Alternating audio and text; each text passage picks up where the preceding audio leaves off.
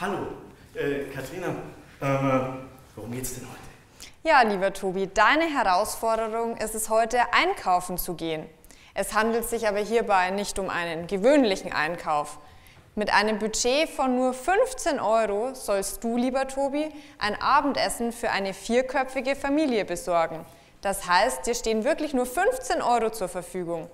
Schaffst du es, dein Budget nicht zu überschreiten? Ja, das klingt doch einfach. Alles easy, 15 € und einkaufen. Ja, das bekomme ich schon hin. Dann gebe ich dir mal den Einkaufskorb, wenn du das hinbekommst. Ja, ich hoffe.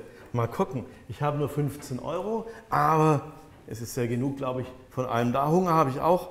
Und ich brauche, liebe Kinder, ich brauche eure Unterstützung. Wir haben, hat es geheißen, 15 € als Budget, also dürfen wir maximal so viel Geld ausgeben. Und ihr passt bitte auf, dass ich das Budget nicht überschreite. Also rechnet mit. Wir haben die Preise ja hingeschrieben. Schaut, dass wir nicht zu viel Geld ausgeben. Und falls ich mich verzähle, lasst es mich wissen. Helft mir ein bisschen.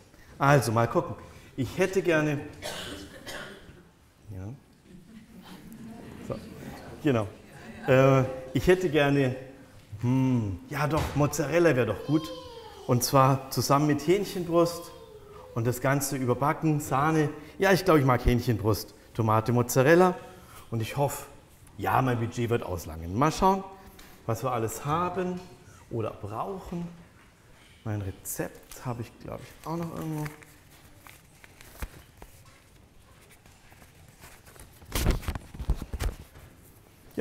Ja, wunderbar. Also, was gibt's? Was brauchen wir? Die Hähnchenbrust natürlich zuallererst. Steht da für, ja, 4 Leute, 7 €. Ja, danke schön. Nehmen wir mit. Mozzarella, frisch, gut, 2 Stück, laut Rezept, 2 €, laut Preiszettel, kriegen wir hin. Und rechnet schön mit. Also zweimal ein Mozzarella à 1 € ist in Summe 2 €. Dann brauchen wir die Sahne, ja, haben wir sie doch schon. Eine Sahne, 1 €, das genügt und die Tomaten habe ich auch schon gesehen. Hier Tomaten, Portion für die Familie, ja, 3 € und dann habe ich, glaube ich, alles. 3 €. Ja, aber ich glaube, habt ihr mitgerechnet? Ich glaube, ich habe nicht zu viel Geld ausgegeben.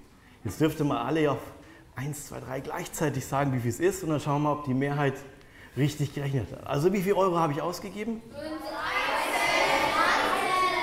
Ich glaube, unter 15 habe ich rausgehört und 13.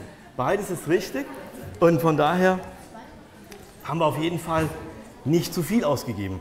Also ich glaube, die Familie wird satt und wir haben lecker Essen. Mal gucken, an die Kasse sollte ich wahrscheinlich auch noch gehen, aber die Frau Gradl und ihre großartige Kasse lassen mich bald durch. Also, schauen wir mal.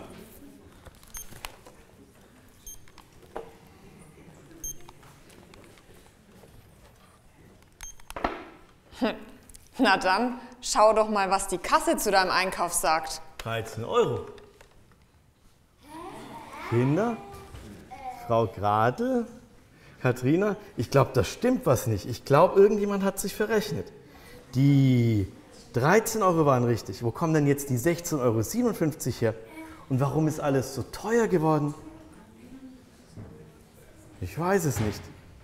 Aber ich glaube, die Katharina weiß auch schon weiter. Mal gucken. Soll ich dir mal einen Hinweis geben, Tobi? Ja. Dreh doch die Preisschilder im Supermarkt mal um. Dann wirst du dort eine Veränderung feststellen können. Du musst nämlich an der Kasse die wahren, echten Preise für Lebensmittel bezahlen.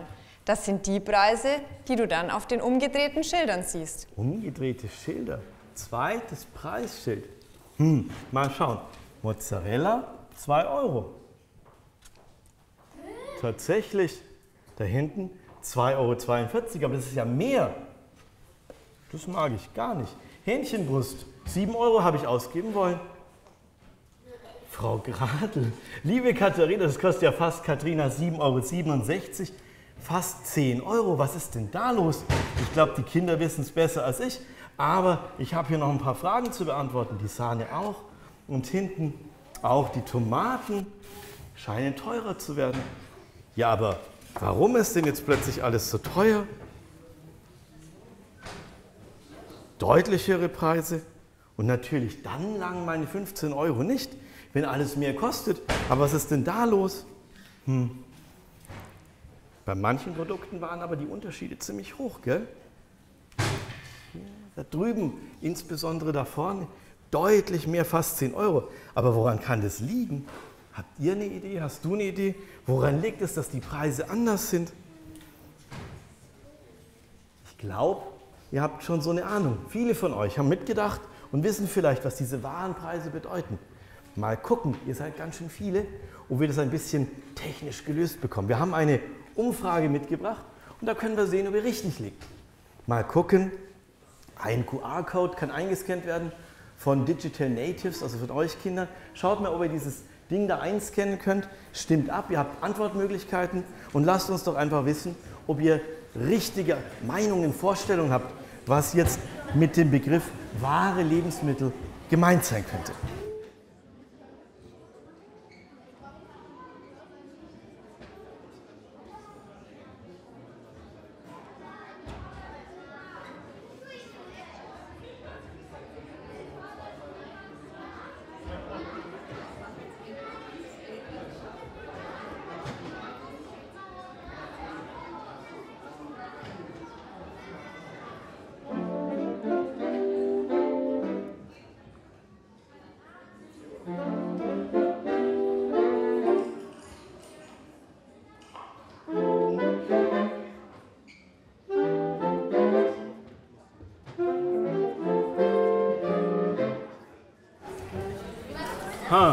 Mal gucken.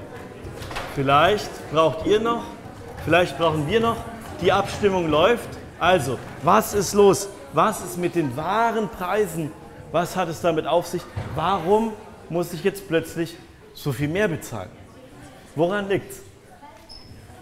Mal schauen. Und ich hoffe, ihr habt recht. Vielleicht können wir den Nein, müssen wir gar nicht. Oh, die Abstimmung ist da. Danke, Kinder. Und ich glaube, ihr habt recht. Die allermeisten von euch haben richtig getippt. Genau, also wie ihr sehen könnt, ist das Ergebnis tatsächlich bei Preisen, die die Umweltzerstörung mit einbeziehen. Das ist ziemlich eindeutig und wir schauen mal, was die tatsächlich richtige Antwort ist. Wunderbar, also ich würde sagen, ihr habt schon eine sehr gute Vorstellung. Wir werden natürlich noch mehr zu diesem Thema erfahren. Ihr hattet ja recht. Mal schauen, ob wir da gemeinsam weiterkommen. Die wahren Lebensmittelpreise haben was mit Umweltschäden zu tun. Haben die allermeisten richtig gewusst. Sehr gut, Kinder. Schön. Da freue ich mich. Und jetzt können wir loslegen und ein bisschen weiter kommen zu den weiteren Fragen, zu wahren Preisen, zu den Checkerfragen. Wie lauten die denn? Zum einen, warum sind die wahren Preise von tierischen Lebensmitteln so viel höher als die von pflanzlichen Lebensmitteln? Warum soll es besser sein, Bioprodukte, Produkte in Bioqualität zu kaufen? Und warum wäre es für uns Menschen, für uns alle wichtig, die wahren Preise bei Lebensmitteln zu berücksichtigen? Da haben wir noch einiges vor uns. Ja, lieber Tobi, der Aufpreis für tierische Produkte ist deutlich höher als der bei pflanzlichen Produkten. Deshalb müsstest du für deine Hühnchenbrust deutlich mehr bezahlen. Tatsächlich. Das ist interessant, aber lass uns das nochmal genau anschauen. Wenn wir diese wahren Preise angucken, ja, in der Tat, da hinten einiges teurer geworden. Hähnchenbrust, fast 10 Euro für die gleiche Menge mit diesen Umweltfolgen, mit diesem Aufpreis. Und bei der Tomate hatten wir doch vorher gesehen, das stimmt, ich erinnere mich, hier nur ein kleiner Aufschlag, 3 Cent pro Kilo. Das ist ein Unterschied. Der ist ja deutlich. Okay, also, das sind die Warenpreise, die Warenkosten. Ihr habt recht gehabt, ich lerne gerne. So ist es wohl. Tierische Produkte, Milch, Fleisch müssten deutlich teurer sein, als es aktuell der Fall ist. Aber die erste Frage war ja, Mist, die Frage war ja, warum das so ist. Das weiß ich jetzt aber nicht.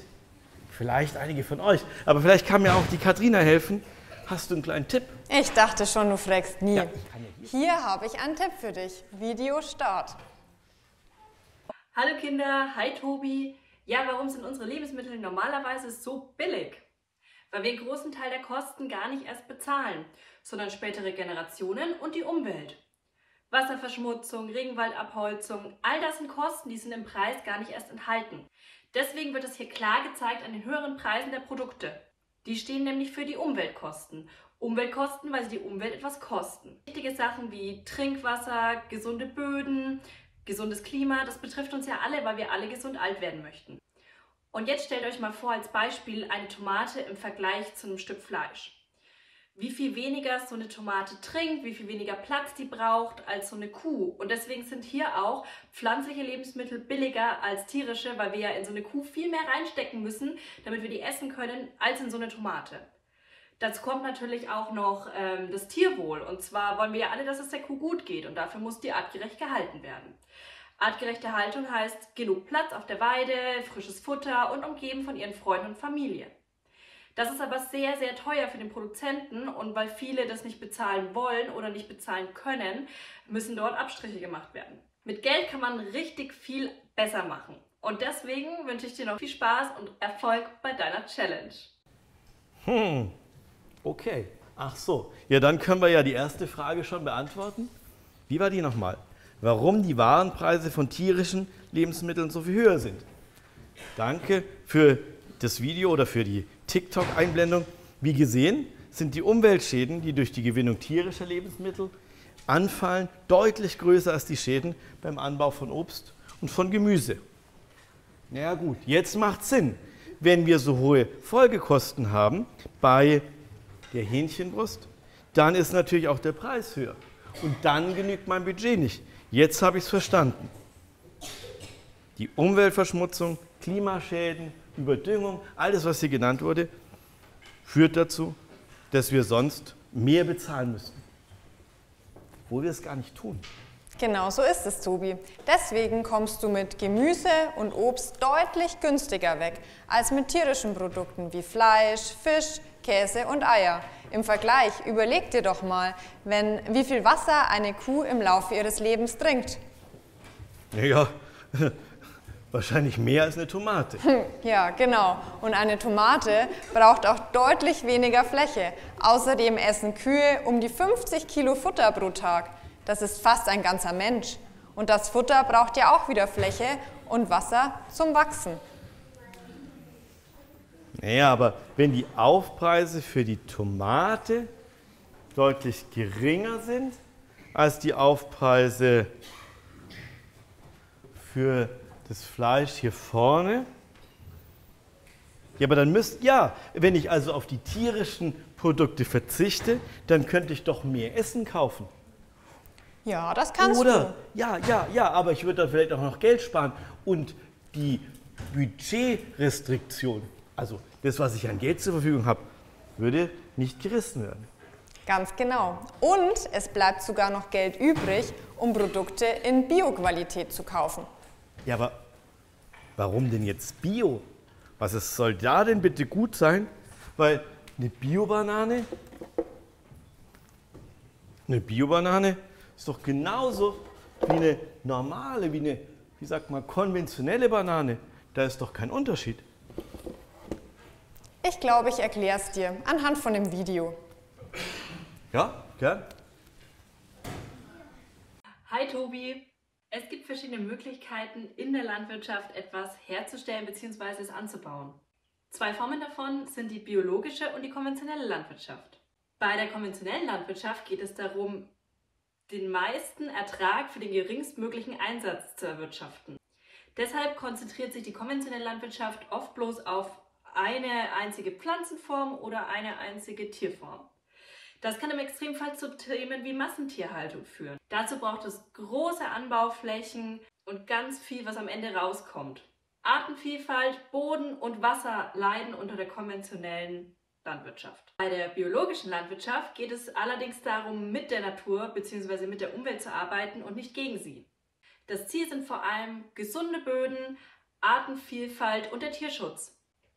Artenvielfalt hat die Aufgabe, die Vielfalt der Tiere und ihre Lebensräume auf der ganzen Welt zu schützen. Daneben leistet der Biolandbau auch noch einen zusätzlichen Wasserschutz, indem sie einfach viel weniger giftige Stoffe auf unsere Böden verteilen und diese nicht ins Grundwasser sickern können. Deswegen sind auch biologische Lebensmittel in unserem Ware-Preise-Supermarkt einfach billiger eingepreist als die konventionellen. Ich hoffe, ich konnte dir helfen. Danke. Ja, damit lässt sich ja sehr interessant auch schon die zweite Checkerfrage beantworten. Es ist also besser, Bioprodukte, Produkte in Bioqualität zu kaufen, weil in der ökologischen Landwirtschaft mehr auf den Erhalt von Umwelt geachtet wird, das Wohl der Tiere im Vordergrund steht, dass den Tieren also besser geht, weniger künstlicher Dünger, Pflanzenschutzmittel verwendet werden, Pestizide, sagt man da, glaube ich. Die biologischen Anbauweisen sind also natürlicher und umweltschonender als konventionelle und das heißt, sie schaden auch unserer Umwelt weniger und haben deswegen, ja, das macht Sinn, haben deswegen einen niedrigeren Preisaufschlag. Ganz genau, Tobi, du hast es verstanden. Jetzt gehen wir aber noch mal alles durch. Was hast du denn heute lernen können? In unsere Lebensmittelpreise sind aktuell nicht die Schäden einbezogen, nicht drin, nicht internalisiert, die bei Anbau, bei Herstellung, beim Weiterverkauf für die Umwelt angerichtet werden. Die sind nicht im Preis drin und die Kosten, die wir im Supermarkt bezahlen, die sind zu niedrig. Und die Schäden, die entstehen, müssen andere mal zahlen. Spätere Generationen, junge Menschen, also irgendwie ihr. Das ist blöd. Das müsste man ändern. Und was kann man da machen? Ganz richtig, Tobi. Und worauf sollte man jetzt beim Einkaufen dann achten? Ja, wahrscheinlich tierische Lebensmittel, die ja höhere Umweltschäden verursachen, zumindest weniger kaufen oder vielleicht mehr pflanzliche, tierische Produkte zumindest nicht wegschmeißen und vielleicht einfach nicht Lebensmittel vergeuden. Das wären doch vielleicht gute Ideen. Das ist eine super Idee. Und warum ist jetzt Bio billiger oder günstiger, wenn wir von den Warenkosten sprechen? Weil die Produktion von Bio weniger Schäden an der Umwelt verursacht als herkömmliche, konventionelle Produkte. Ich würde sagen, du bist jetzt Einkaufschecker. Du hast die Möglichkeit, bei deinem nächsten Einkauf die Infos von heute zu nutzen und etwas Gutes für die Erde zu tun. Und ihr auch. Natürlich auch.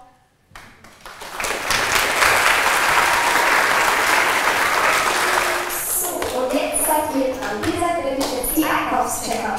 Schaut ihr doch mal, was ihr einkaufen würdet. Und zwar könnt ihr in Folgenden über 3 Gerichte, also 3 Essen entscheiden, die ihr jetzt wählen würdet, um die Herausforderung, die zu Beginn gestellt wird, zu erfüllen. Das heißt, bei einem Budget unter 15 € zu bleiben, trotz dass ihr die Lebensmittelpreise bezahlen müsst. Das heißt also, ihr wählt das Gericht, das für die Umwelt, für die Menschen, für die Tiere die wenigsten Schäden verursacht. Zur Auswahl dafür steht einmal Rindergulasch mit Paprika, dann Nudeln mit Käse-Sahnesoße und Kartoffelpuffer mit Apfelkompott. Ich möchte gerne, dass die Abstimmung anonym erfolgt und das wollen wir mit einer Zoom-Abstimmung machen. Und zwar wird das folgendermaßen ablaufen. Ich lese gleich alle 3 Gerichte vor und wenn das Gericht kommt, das ihr wählen würdet, dann sucht ihr einmal. Einfach so. Dadurch seht man nachweislich, welches Gericht ihr abgestimmt habt. Ich kann aber hören, bei welchem Gericht am lautesten gesucht wurde. Also, ich hoffe, ihr habt es verstanden. Ich lese die Gerichte vor. Das Gericht, das ihr wählt, da sucht ihr einmal. So, wer würde denn jetzt Rindergulasch mit Paprika wählen? Verhaltenslessungen. Wer ist bei den Nudeln mit Käse-Sahnesoße? Das ist schon etwas lauter. Und wer kennt die Kartoffelpuffer mit Apfelkompott? Es ist wirklich so, dass für die Kartoffelpuffer mit Apfelkompott für 4 Personen brauchen wir 1200 Gramm Kartoffeln. Und damit trägt der Preisunterschied von den normalen Supermarktpreisen zu den Warenpreisen nur 36 Cent. Und ich gratuliere euch jetzt schon mal ganz herzlich für euer Diplom, was ihr dann später auch bekommen werdet. Und wünsche euch noch ganz viel Spaß bei der restlichen Veranstaltung.